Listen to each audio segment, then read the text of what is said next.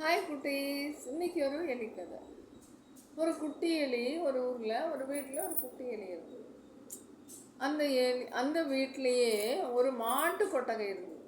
இங்கே ஒரு எருது இருந்ததுதான். இந்த எருதுக்கு நிறைய வைக்கோலை அடுக்கி வச்சிருந்தது. அந்த வைக்கோக்குள்ள மேலே ஏறி இந்த எலி இப்படி குதிச்சு குதிச்சு விளையாடிட்டு இருந்தது. ஒரு சமயத்தில் குதிச்சு விளையாடும் போது எருது மேலே தொப்புன்னு விழுந்துருச்சு. விழுந்தோன்னு இந்த எருது என்ன பண்ணிச்சு? எருதுன்னா காளமாடு என்ன பண்ணிச்சு? அது வேகமாக நெட்டு எழுந்துட்டு ஏய் யார் இது அப்படின்னு கத்தினோடனே அந்த எலி பயந்துட்டு இப்படி உட்காந்து எலியை கூப்பிட்டு, ஏய் என்ன நீ விளையாடுற? என் மேலே நீ குதிக்கிறியா? நான் எவ்வளோ பெரிய ஆள், என் மேலே குதிச்சு குதிச்சு விளையாடுனா உனக்கு என்ன ஆசை? உன்னை நான் பாரு என்ன பண்ணுறேன் பாரு அப்படின்னு சொல்லிச்சான். அந்த எலி பயந்துட்டு, எருதண்ணே மன்னிச்சுக்கோங்க, நான் அந்த மாதிரி பண்ணலை, நான் வேணும்னே குதிக்கலை, மேலே ஏறினோடனே தெரியாமல் உங்கள் மேலே விழுந்துட்டேன், மன்னிச்சுக்கோங்கன்னு சொல்லலாம். சொன்னோடனே இந்த எருது கேட்கலையா, அதெல்லாம் இல்லை, நீ நடிக்கிற, நீ வேணும்னே குதிச்சுட்டு தெரியாமல் நடிக்கிறையா, இரு உன்னை விட மாட்டேன்னு சொல்லி திரும்ப அந்த குட்டியிலே மன்னிச்சுக்கோங்க எருதண்ணே, நான் அப்படி இல்லை, அந்த மாதிரி ஆள் கிடையாது, தெரியாமல் விழுந்துட்டேன், நான் போயிடுறேன்னு சொல்லுவான். சொன்னோடனே இல்லை நீ போக முடியாது, ஒன்றை நான் அடித்து கொன்னுட்டு தான் அடுத்த வேலை அப்படின்னு இந்த எருது சொல்லணும். எருது சொல்லி எப்படி கஷ்டப்பட்டு எழுந்திருந்துடும். படுத்துட்டு இருந்த எருது எழுந்திருக்கும். எழுந்தோடனே இந்த எலி ஓடுவான். எலி ஓடி ஓடி ஓடி ஓடி எங்கெங்கேயோ போகுது. இந்த எருதும் துரத்துது. எருது துரத்தி வருது. எலி ஓடுன்னு ஓடு. ஒரு வீட்டோட பெரிய செவர் இருந்தது. செவத்தோட ஓரத்தில் ஒரு சின்ன மாடம், அதுக்குள்ளே போய் இந்த எலி பொந்துக்குள்ளே உட்காந்துருச்சு. இந்த எருது பார்த்துட்டு என்ன சொல்லுது?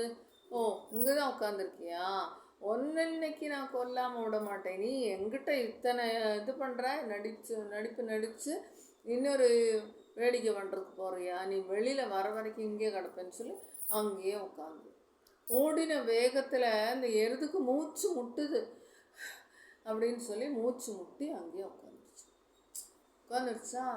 அதுக்கு அப்படியே தூக்கம் வருது. இந்த எலி வெளியிலே வெளியில் வரலைன்னொன்னே இதுக்கு ரொம்ப கோபம், தூக்கம் வந்துடுச்சு. சரி அப்படியே இப்படி கண்ணாசுன்னு தூங்கிடுச்சு. யார்? எலி எருது.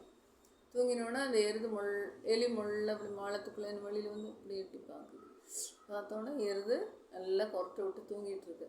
இரு நான் உண்மையாக சொன்னேன், நீ கேட்கல, இல்லை என்னை இவ்வளோ தூரம் ஓட வச்சா இல்லை, உனக்கு பாரு சொல்லி மெதுவாக வெளியில் அதனோட காதை டக்குன்னு ஒரு கடிச்சிட்டு இறங்கி உள்ளே போய் உட்காந்துருச்சு. அப்போது இந்த எருது திரும்ப நெட்டு ஏந்திருந்தது. அச்சோ யாரை காதை கடிச்சதுன்னு காதெல்லாம் தட்டி விடுறது, ஒன்றுமில்லை, காதில் பிளட்டாக வர்றது, ரத்தமாக கொட்டுறது, என்ன பண்ணுறது அப்படின்னு எருது யோசனை பண்ணி ஒரு சத்தம் போட்டுதான், எலி திரும்பி நீ என்னை உபதிரவம் பண்ணிகிட்டு இருக்கா, இது சரியில்லை, உன்னை கொல்லாமல் விட மாட்டேன் அப்படிங்கிறான். அப்போது அந்த எலிக்குட்டி நல்ல விவரம் உள்ளேருந்து என்ன சொல்லுதுன்னா, எருதண்ணா நான் உண்மையாகவே குதித்தது விழுந்துட்டேன்னு சொன்னேன், நான் நடிக்கலை, சாரி மன்னிச்சிருங்கன்னு பல தடவை சொன்னேன், நீ கேட்கல, என்னை அடித்தே தீருவேன், கொன்னே தீருவேன்னு சொல்லி நீ என்னை துரத்திட்டே வந்தாய். கடைசியில் நானும் ஊரை விட்டு எங்கேயோ வந்துட்டேன், நீ எங்கேயோ வந்துட்டேன். பெருந்தன்மை இருக்கப்படாதா? நீ பெரியவன் தானே, ஆனால் உனக்கு பெருந்தன்மை கொஞ்சம் கூட இல்லை.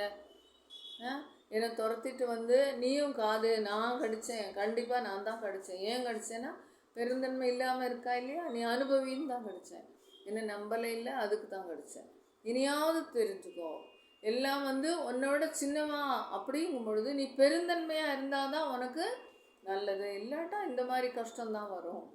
என்ன மாதிரி குறும்பு பசங்க ஒன்றா உபதிரவம் தான் பண்ணுவாங்க அப்படின்னு குட்டி எலி எருதுக்கு ஒரு அட்வைஸ் பண்ணித்தான்.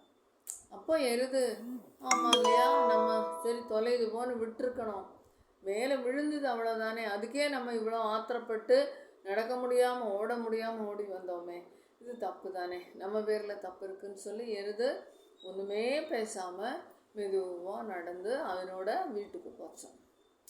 இதுலேருந்து என்ன தெரியுதுன்னா, பெரியவங்க சின்னவங்களுடைய தப்பை உணர்ந்துட்டு சரி பரவாயில்ல அப்படின்னு மன்னிச்சு விட்டு இனிமேல் நீ கரெக்டாக ஆயிரு அப்படி சொல்லணும். அப்படி சொன்னாதான் எல்லா இடத்துலையும் பெரியவங்களும் குழந்தைகளோடொப்பம் ஜெயிக்க முடியும் அப்படின்னு தெரியுது.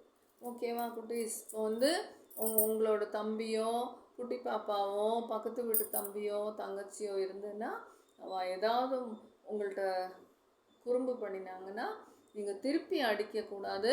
அவங்கள மன்னிச்சு சாரி சொன்னால் ஓகே இட்ஸ் ஓகேன்னு சொல்லிட்டு நம்ம போயிடணும் அப்படின்னு இந்த கதையிலேருந்து புரிஞ்சுக்கலாம்.